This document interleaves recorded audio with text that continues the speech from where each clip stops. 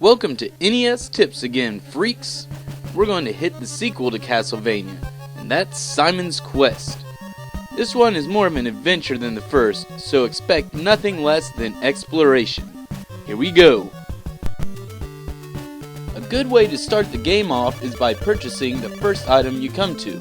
Then, walk around and collect hearts for a while. Hearts are what you purchase items with, so these are very important.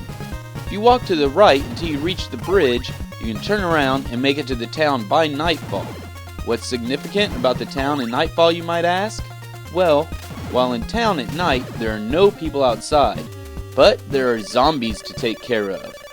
This is an awesome place to get more hearts to save up for anything you may need.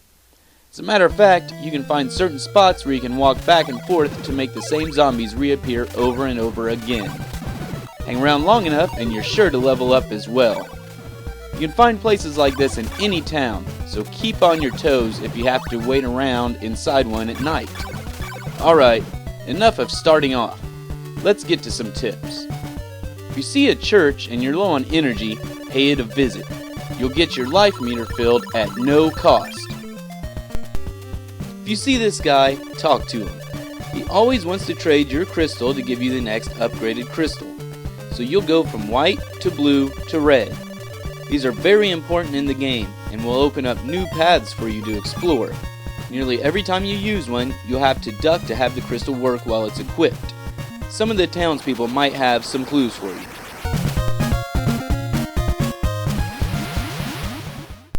While in the towns, there will be lots of weapons and equipment that you can purchase to make your adventure that much easier. Sometimes you'll see empty rooms, but holy water will break weak bricks, so check everywhere. If you're thorough, you might even uncover one of Dracula's riddle books along the way. Where is this holy water? Well, it's in the first town. Use this item even outside of towns to find other power-ups. There's good stuff waiting to be found. The first whip you'll want to buy is the chain whip. Skip the thorn whip at the beginning.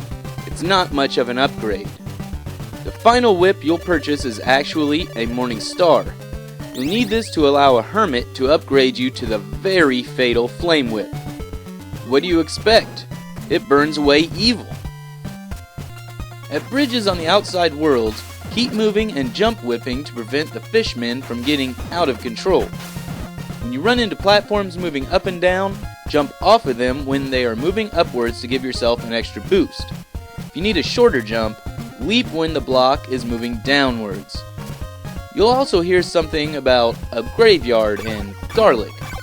Using garlic there will make someone appear, in more than one graveyard even. Laurels in your soup enhances the aroma and allows you to walk through marshes. If you don't have laurels, you can equip your shield to block shots and hop through for minimal damage. Good stuff! In the first mansion that you may stumble upon, you'll have to have your crystal equipped to advance. Be aware that time stands still inside of mansions. Level up if need be. Watch out for false floors, which can be tested by tossing your holy water. If it feels iffy, try it. False walls exist too. Test those to advance as well. If you run into a part that looks like this, brave it.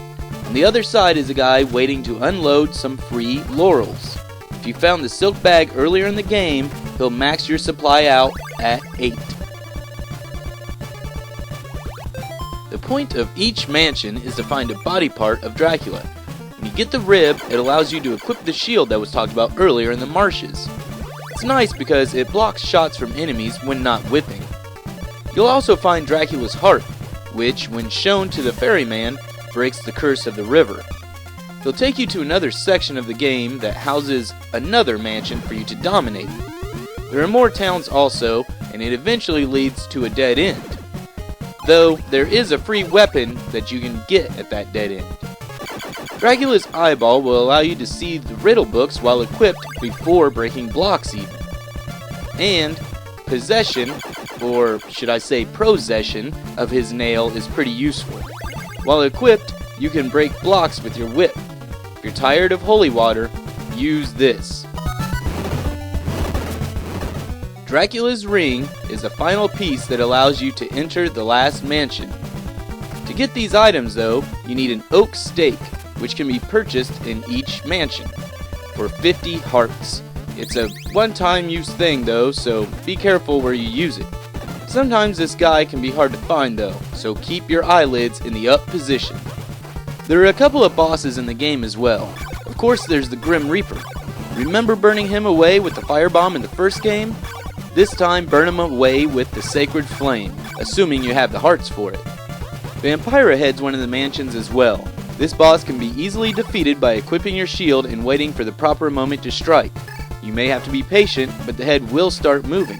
Whipping it or throwing a certain weapon can have a nice effect on the life of the boss. Just get the timing right and stay out of reach. If you get too close, Vampira can do heavy damage. The final mansion is a cakewalk with no enemies, but enjoy the music. It's one of the most fitting songs for a level in a Castlevania game. At Dracula, you can equip laurels if you want, though it's unnecessary. Defeat him the same way you beat the Grim Reaper, with the Sacred Flame. Repeat this to see the end of the game. And that's pretty much it for Castlevania 2. Take these tips and apply them how you'd like.